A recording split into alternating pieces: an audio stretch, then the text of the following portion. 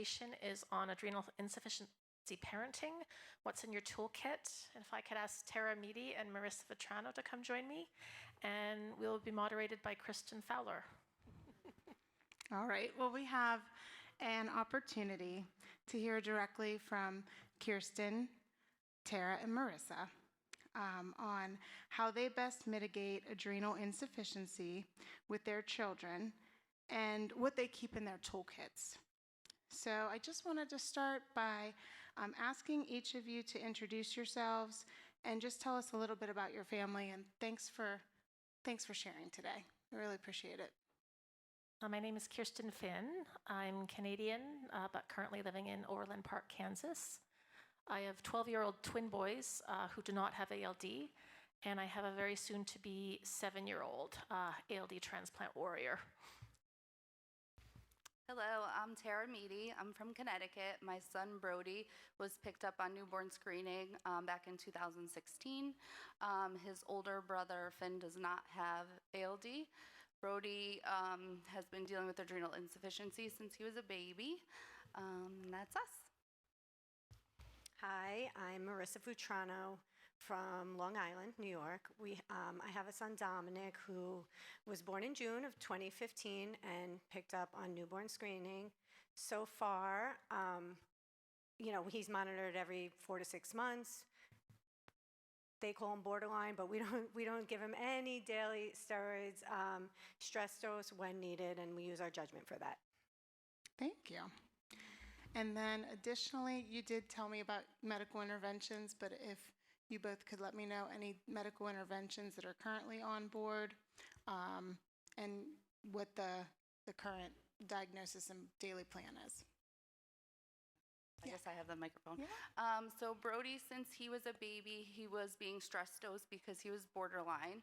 I'll actually never forget when I went to the pharmacy and they handed me pills and I was like, what am I supposed to do with these? He's breastfeeding. So the pharmacist is like, I don't know. So I used to carry around like a little medicine cup and I would like dilute it with water and kind of squirt it in his mouth. So he got used to the taste. And then once we started daily dosing, he was about a little over 1. So we continued that kind of liquid that I would just carry with me. And actually one morning I actually gave the dosing to the wrong child who spit it out and was like, I can't believe you gave it to me. I'm like, you opened your mouth. Mommy's tired. So he realized though, his brother, how gross it was. And then by 4, Brody started swallowing pills, which has made it much easier because then I just have to carry just the bottle. And then I have my emergency kit with the Cellucortef. I have the little one up there that I kind of made, and it's right down there with all of his medication. Okay, so we can see your emergency kit, and you take that with you everywhere. Yep. Okay. So Connor was diagnosed when he was 4 years old and 2 months, right at the beginning of the pandemic, and he presented with cerebral disease right at diagnosis. So we were in Canada at the time, and there are no ALD specialists there, and medical treatment had kind of crawled to a standstill. We were in a province that didn't do pediatric bone marrow transplants, and they weren't doing interprovincial transplants of patients, and we felt really strongly that we needed to be seen by an ALD specialist, that you could not separate the transplant from the underlying disease process. So Dr. Lund in Minnesota was able to get us in very quickly for transplant. Connor tolerated transplant extraordinarily well. He went in with a less score of 4 and came out with a less score of 4. And to this day, I'm just so grateful for that. Connor did not present with adrenal insufficiency at diagnosis. He started to show some initial signs that his adrenals were starting to be affected. He had a slightly elevated ACTH, but a very reassuring morning cortisol. Went into transplant, and then we came out the other side of transplant, and he has required daily replacement since. So we did end up getting a G-tube for him. He developed a psychological aversion to some of the medications from the chemo, and so I made the call to do that, which I felt was a good call. It gave me control over his hydration, his nutrition. I could get all those medications into him on time. And we were eventually able to transition him off the G-tube, which was great. He now is able to take the tablet forms, but I crush his tablet into some chocolate pudding. That's what they do at the school for him as well, and that's worked really well for us. Okay, thank you. And looking back, any clues that you, in hindsight, may have thought that was an adrenal insufficiency, or when you go back and you're like, I wonder if that was a moment of adrenal insufficiency kind of before the diagnosis? Well, Brody was a baby, so he was a tan baby, so I guess looking back, that's probably why he was so tan. He's a darker kid, but other than that, we were monitoring right away, so there were no real signs. For Connor, I did notice that he did take a long time to get over things when he would have them, like a cold, any kind of a bug that he had. But I could never tell if that was anything real or if it was just my maternal paranoia. I'm right up there with the best of them when it comes to that. Absolutely. And so he did have a febrile seizure when he was 2. So I kind of wondered at that time if there might be something, and it was sort of a nagging thing, but there was nothing really specific that would have said, hey, your kid has to be tested for this. Okay. Okay. And specific to administering the hydrocortisone, I know many parents are fearful for the first time they would have to do that, whether it be an infant or, in an injection form, or, it sounds like someone's handing you pills and just saying, here, bye. So can you just share with us your experience, kind of your tips, tricks, best case scenario, or maybe something that you've overcome, with a challenge? For me, for Connor, because he didn't have the adrenal insufficiency before transplant, the first time I was giving him hydrocortisone, it was oral suspension, but via his G-tube, so that wasn't too stressful. I used to be a nurse, so giving an injection wouldn't generally be a problem for me, but again, when it's your own child, there's an element of fear there. I know for a fact my husband is white-knuckling his way through this weekend, hoping that nothing happens when I'm gone, but I have visuals up for him that are taped to the inside of our medicine cabinet, and he can always FaceTime me if he's got any issues or stressors with result to that. But with regard to the stress of it, I just try and take it one day at a time. I try to be very cognizant of the signals that Connor sends me. I think as parents, we know our children best, and we begin to learn over time the subtle signals that they will send us that they're not doing very well. For Connor, I kind of call it floppy bunny syndrome. He's a very vibrant little guy, and I can see when he's going down a path. Oh, yeah. Yeah. And I thought of kind of an off the top of my head question, but do they participate at all, or do you incorporate them in administering at any point, as they are able to? Well, Connor he'll be 7 in a couple of weeks. He doesn't take part necessarily in his medications, but he's very aware that he needs them. He's very aware when he's starting to not feel great. On a weekend, if we're even sleeping in a slight little bit, if it's 8:01, he'll be tapping me on the shoulder, Mommy, it's time. So it's good that he knows why he needs them, and he's very cooperative with administering them. Verbalize that. Yep. So with that, when Brody was, a toddler, he actually used to so once I drop his medicine, the syringe, he'd pick which cousin was gonna shoot it in his mouth. Oh. He really enjoyed that, and he wanted everyone to watch him. He's like, this is what I get to do. Yeah, and then my nieces would actually fight. They're like, we want to be the nurse today. And yes, that was always, he thought that was fun. And then now that he's taking pills, he actually, one day, me and my husband were both home, and we're not usually both home in the morning, and I thought he gave him his steroids, and he thought I gave him the steroids, and I get a call from the school nurse. She's like, Finn and Brody just came right off the bus and came down here and said you didn't give him his pill. I was like, oh, and then I said to my husband, and he's like, no, and I was like, yep, they're right, yep, we didn't, so can you give it to him? So he actually, he knows, so he's getting really good at it. And just to clarify, that's because he's doing a daily dose as opposed to a stress dose. Yeah, so he takes it 3 times a day. Okay. So for us, again, it's just stress dose. If we notice, if Dominic gets sick or he's running a fever, or, vomiting with some kind of stomach virus or something like that. We decide, we keep a close eye on him. So far, we've been really lucky in, like, if he gets sick with a fever or something like that, he fights it off rather quickly. And so I have not seen a big drop in him, very recently anyway. But we have stress dosed. In the very beginning, when he was younger, we would smash it up, like Tara said. And for us, though, it would be if he were sick and we were going to give Tylenol or Motrin, I'd actually put it in the medicine cup with the Tylenol and Motrin smashed up, and he would take it together if I knew I was, going to be wanting to give the hydrocortisone. But he actually started swallowing the pills pretty much, I think he was almost 4 years old. And so to him now, that's like a big, he shows off He's a pro. to his older cousin Violet, who's 14 now and won't swallow a pill.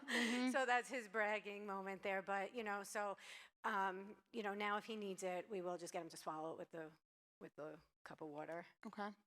And just right off of that, Yeah.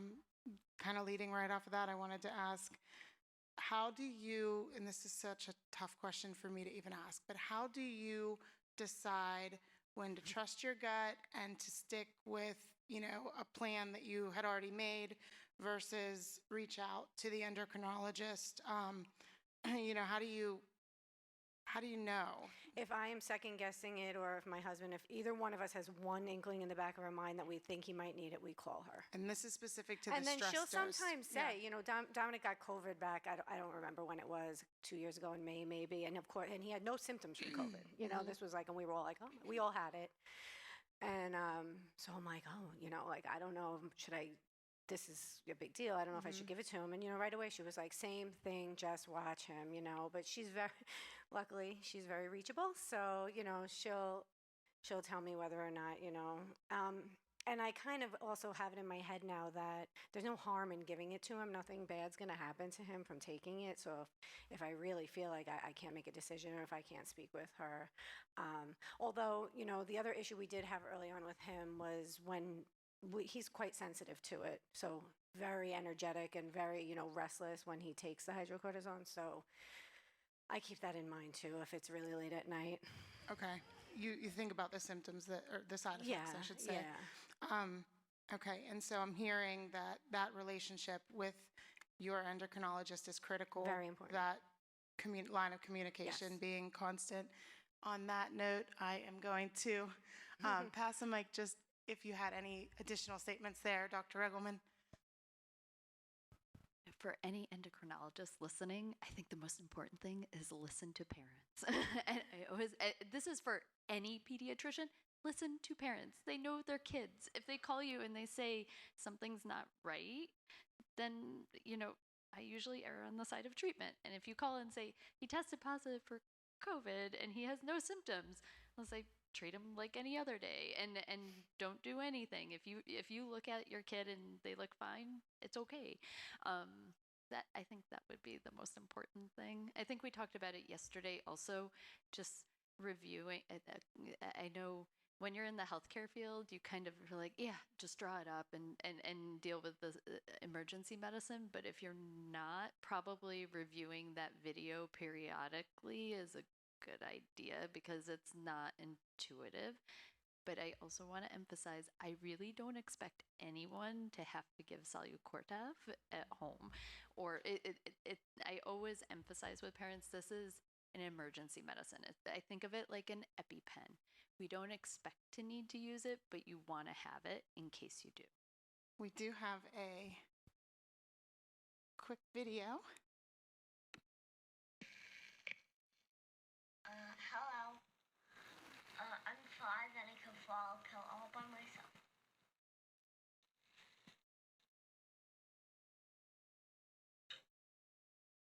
Hold on. He's proud and we're proud of him. Okay. This question interests me a lot. I imagine that life inside the house is a controlled setting, but life outside of the house,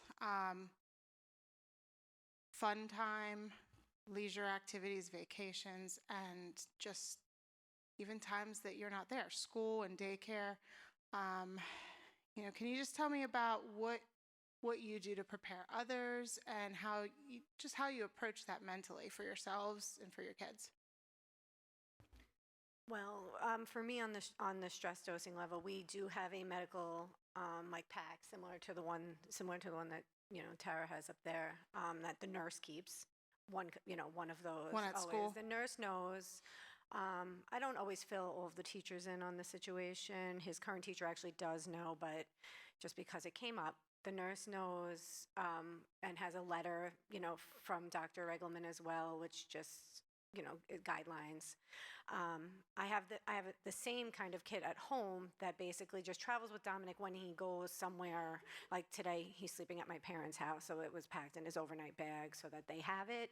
They know the drill. And, of course, in the beginning for people, obviously, my mom was like, I don't know what I'm going to do. And I'm like, you're going to call me and I'm just going to tell you what to do if something like that happens. But again, like we don't expect it. And so now he really just has that, when he goes somewhere where I know he's not going to be close to me for, a lengthy period of time, which is, isn't often. Thank you. So the school nurse, Barb, is now my best friend. We text. So she's really great. We have a great communication. When she's low on meds, she just texts me.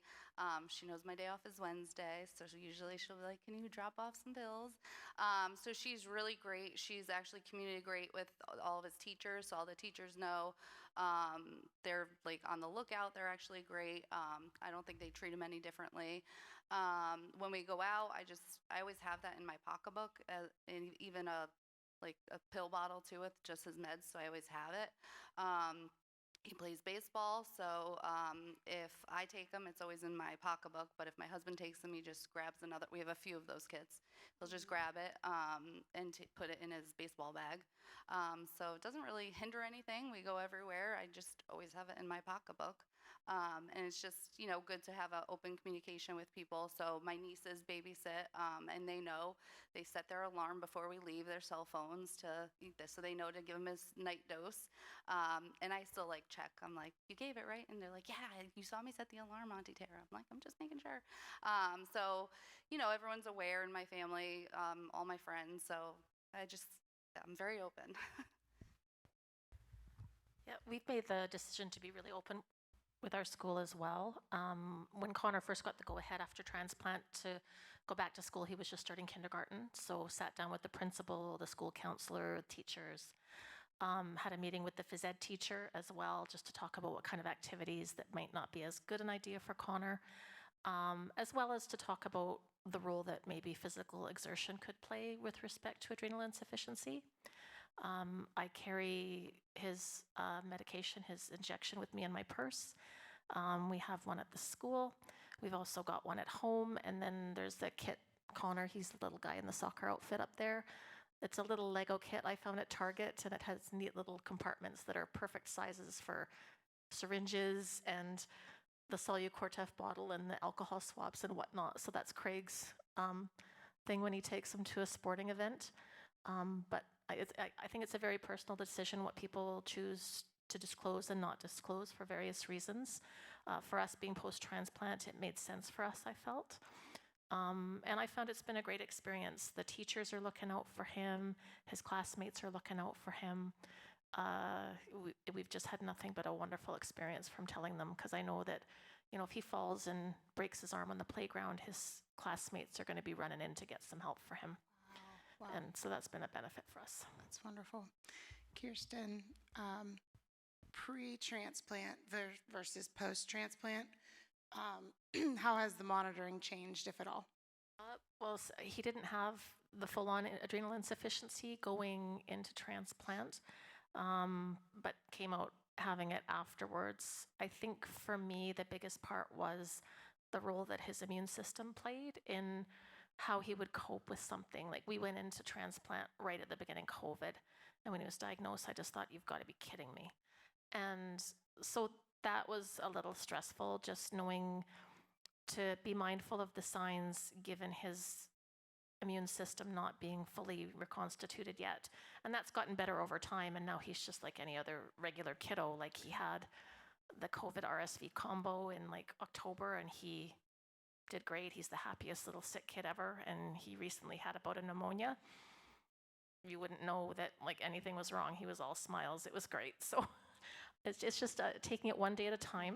My strategy's always been to head off any kind of adrenal fatigue, so that when I start to see the signs, I'll keep him home from school that day, or I will make sure that, if in doubt, I stress dose, because that one dose isn't going to hurt him, but if he's really going downhill, not having it will. So that's kind of been our strategy. Well, I loved Floppy Bunny, because to me, you say that and I would know what you meant. So that's, I think, would be a helpful point to share with someone. So thanks. And lastly, what would you like to end with as advice for a parent who is new to navigating an adrenal insufficiency diagnosis due to ALD? So any advice? For me, it would be to trust yourself. I think after transplant, there was a period of time where I'd stopped trusting myself just from the stress of it. So to get that confidence back and to know that you know your child best and you're the best advocate. I also think too, I've got a lot of ALD mom friends that I lean on, and a lot of us either were or are nurses. And this diagnosis still scares the bejesus out of us. So it's okay to be scared. It's okay to ask somebody else, hey, what do you think about this? And having previously worked in the ER, there's nobody who will ever judge you for bringing your child in if you're not sure. Thank you. So I would say just be kind to yourself. I know, in the beginning, especially after a diagnosis and then finding out that, he was so little, and then we were going to have to start stress dosing. And then even so then once we started daily dosing, even just with any time his ACTH would go up and we'd go up on his meds, I would be a wreck. And my husband's like, it's going to happen. He's growing. And I'm like, I know, but I don't know. Just be kind to yourself. Talk to obviously other families. A lot of my toolkits came from talking to other parents who are going through a similar situation. It's also good for the boys to have friends. So Brody, for a while, was saying he was weird because he had his bracelet and he had to take medicine. And last year at the conference, he met Grady. Well, he's known Grady, but they both have the same bracelet. So he thought that was really cool that they have matching bracelets. So it's nice for the boys, too, to know that they, as well, are not alone in all this. So that's my advice. Yeah, I'd have to agree to, be patient with yourself and, give yourself that grace, because of course you're going to worry, and just the patience and time, because as time goes by, you will become more comfortable. Because I can think back to being at a family gathering one day. I think it was a Sunday, and Dominic just started spiking a fever out of nowhere. And he was probably, he was young at the time.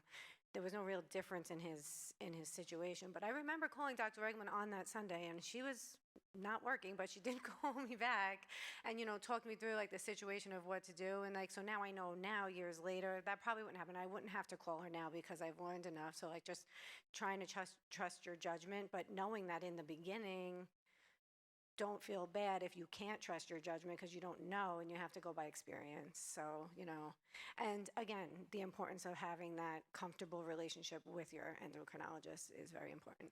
Thank you.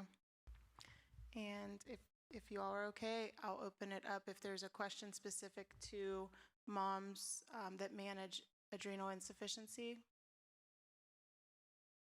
Any questions? It's not really a question. It's something that I do that's a little different. So I actually also have, besides the Solucortef, I also have pills in my emergency kit that they have at school as well. Well, she has a whole vial, but so we always, obviously, we try the pills first, and if he's able to keep them down, stress dosing that way is much less scary than stress dosing with the injection, which we've never had to do. And also there are different bracelet companies, and I texted Tara actually a link. The one that we use has a QR code on it, and it links to the whole emergency plan, so that whoever's has to deal with it can have it all written out instead of having to read very small on the bracelet. Thank you. Thank you so much to all of you. I wanted to ask about the seatbelt cover because that's something I've never seen before. So, Kirstin, could you talk about that, like where you got it and the information that's on it? Yeah, I got that made up on Etsy. So there's lots of different companies that made them. My intention was just, if we were in a car accident and I wasn't able to be there for Connor and give his injection, that I'd want them to know that he's an ALD boy, that he is post-bone marrow transplant, and that, what he requires if I'm not able to do that for him. Hello, I'm a super fan. I think you guys are all rock stars. I just wanted to say that there's a whole host of similar safety products available at the AI United store. So they have printouts for car seats, for seatbelt covers, for kits, etc. So if people are looking for a place to start, that's another good resource that has things. But you guys are doing everything right, so I have no other questions or comments. Thank you. Well, thank you so much. I appreciate it. Thank you.